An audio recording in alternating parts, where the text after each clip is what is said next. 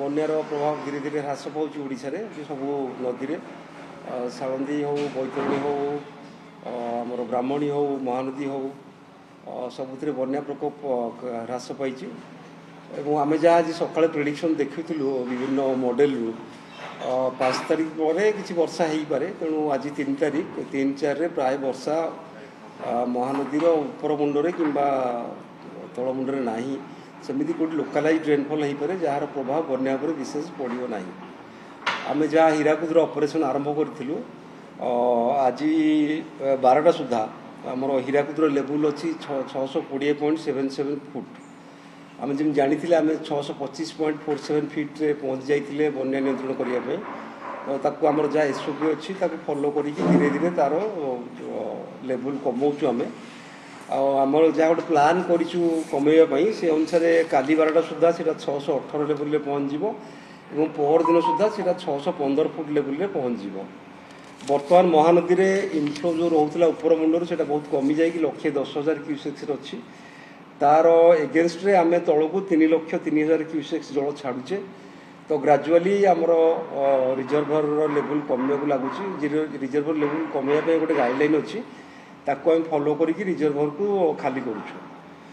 ଆଉ ବର୍ତ୍ତମାନ ଆମେ ଯଦି ତଳ କଥା ଦେଖିବା ତଳେ ଆମର ଖଇରମାଲରେ ଏବେ 4,30,000 କ୍ୟୁସେକ୍ ଜଳ ପ୍ରବାହିତ ହେଉଛି। ବରମୂଳରେ 4,60,000 କ୍ୟୁସେକ୍ ଜଳ ପ୍ରବାହିତ ହେଉଛି ଏବଂ ମୁଣ୍ଡଳିଠାରେ ଆଜି 12ଟା ବେଳକୁ 5,82,000 କ୍ୟୁସେକ୍ ଜଳ ପ୍ରବାହିତ ହେଉଛି। ଯେଉଁ ଆମେ ଛାଡ଼ିଥିଲେ 22ଟା ଗେଟ୍ ଦେଇକି ଯେଉଁ ଜଳ ଆମର ହୀରାକୁଦରୁ ତାହା କାଲି 3ଟା ବେଳକୁ ମୁଣ୍ଡଳିରେ ପହଞ୍ଚିଥିଲା। ସେତେବେଳକୁ ମୁଣ୍ଡଳିର ପ୍ରବାହ ଥିଲା 6,25,000 କ୍ୟୁସେକ୍ସ। ସେଇଟା 4 ଘଣ୍ଟା ଯାଏଁ କଣ୍ଟିନ୍ୟୁ କରିଥିଲା। ଆଉ ସେଇଟା ବହୁତ ବଡ଼ ଫ୍ଲଡ୍ ନୁହେଁ ମହାନଦୀ ପାଇଁ।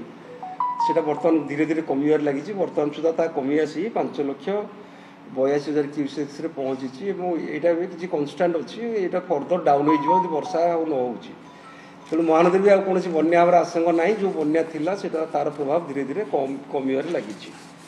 ଏଇଟା ହେଲା ଆମର ମେଜର ଇଭେଣ୍ଟ ହୀରାକୁଦକୁ ନେଇକି ଆଉ ମହାନଦୀକି ନେଇକି। ଆଉ ଅନ୍ୟ ଯେଉଁଗୁଡ଼ା ଆମର ବର୍ତ୍ତମାନ ମେଜର ଆମର ଫୋକସ୍ ରହୁଛି ଘାଇ ଗୁଡ଼ା ବନ୍ଦ କରିବା ପାଇଁ।